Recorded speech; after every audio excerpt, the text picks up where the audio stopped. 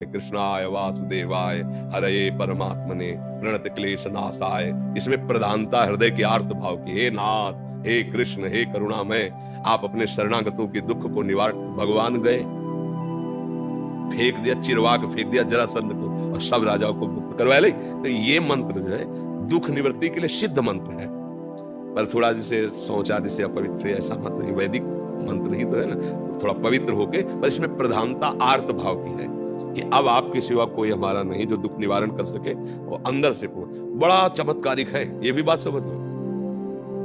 कृष्णाय वासुदेवाय हरे परमात्मने प्रणत क्लेश नाशाय, ये सिद्ध मंत्र है, ये भागवत का। निरंतर भगवान का स्मरण करो तो दुख निवृत्ति के लिए याचना नहीं करनी पड़ेगी।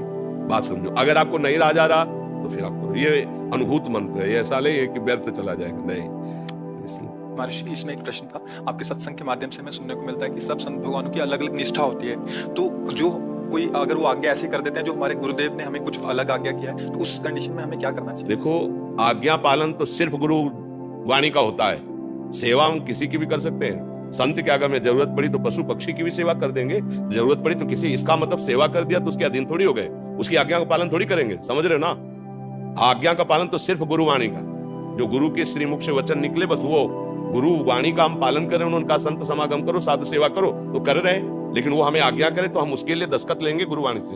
अगर गुरु की आज्ञा है और आपकी बात मिलती है गुरुवाणी से तो हम मान लेंगे, नहीं तो आप बोलते रहिए, हमने सुन लिया, प्रणाम कर दिया, चल दिए, हम उसको स्वीकार थोड़ी करेंगे, समझ रहे ना। आज्ञा पालन तो सिर्फ वही है अपने गुरुदेव की वाणी में। उन्होंने आज्ञा करी संत सेवा, तो हम आपके कपड़े धो देंगे, भोजन पवा देंगे, जो जैसा कर देंगे। और अगर संत है तो चाहे जिस निष्ठा का हो, तुम्हारे अंदर भाव वही प्रकट होगा जो गुरुवाणी में लिखा है। संत की ही वाणी तुमको वहां प्रकाशित करके वहां पहुंचा देगी जो गुरु कह रहे हैं। अब देख लो, हमने तो देखा है अन्य उपासना वाले महापुरुषों के जब समीप गए, उनके चरणों में पड़े, तो हमारे इष्ट की भक्ति बढ़ी है, हमारे गुरु चरणों में प्रेम बढ़ा है। ऐसा नहीं हुआ है कि उनके पास जाने से हमारे गुरु चरणों में प्रेम, हमें और गुरु प्रेम बढ़ा है। तो जहां सच्चे संत महापुरुषों की सेवा होती है तो इष्ट और गुरुवाणी में प्रेम बढ़ता है। इसीलिए तो आज्ञा करिए कि संतों का समागम करो, साधु सेवा करो। तो इसका मतलब नहीं कि अगर हमारी सिद्धांत पद्धति से विरुद्ध कोई आचरण करे तब तो फिर मानना ही नहीं है ना। हमारी केवल आज्ञा है, भूखा है तो भोजन दे दीजिए, जरूरत है तो शरीर सेवा कर दीजिए, वो भी ढूंढ के नहीं करना। जहां हमें गुरु प्रसाद से पहुंचा दिया गया या वो हमारे समीप आ गए तो, नहीं तो हम अपने गुरु के द्वारा दिए हुए नाम मंत्र वाणी और उनके आदेशानुसार चल रहे हैं, हमें किसी की जरूरत नहीं। बात समझ लीजिए। हमारे समीप कोई आ गया है तो अगर भूखा है या वस्त्र है या औषधि है वो हम सेवा कर देते हैं, और अगर आज्ञा कोई ऐसा करता है जो हमारे सिद्धांत के विपरीत है हम सुनते ही नहीं। ऐसे सिद्धांत से चला जाता है। आज कुछ भक्तों ने आपके श्रीमुख से नाम चाहा। हम तो वृंदावन वासी, राधा उपासी, राधा राधा रटते, राधा वल्लभ श्री हरिवंश रटते। आपको जो गुरुदेव ने नाम दिया खूब नाम जप करो। ये बात समझ लीजिए कि सब साधन जितने हैं वो सब प्रभु के ही है, पर मन को जीतने का एकमात्र उपाय नाम जप है। जब तक आप नाम जप नहीं करेंगे तब तक मन की मनमानी बंद नहीं कर पाएंगे। आप गा लो, घंटा 2 घंटा जैसे कीर्तन भी करोगे ना, ये राजी रहेगा मन, पर ये मन बस में नहीं होगा। बस में होगा तब। अब देखो इसकी चाल, हलचल मचा देगा।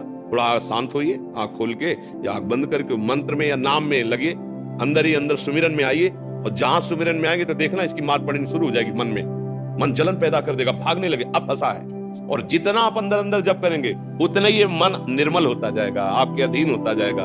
जब मन को परेशानी होती है तो हम लोग मन में तदात्म किए, इसलिए लगता है कि बस नाम जप मत करो और चाहे जो कर लो। ढोलक बज रही, हारमोनियम बज रही, तबला बज रहा, नाच रहे, गा रहे, इसमें मन राजी हो जाएगा। लेकिन शांत बैठकर एकांत में गुरु चरणों को प्रणाम करके और फिर नाम में डूबना, ये बड़ा कठिन काम है। आप देख लो अंदर से, और यही मन को बहुत जल्दी निर्मल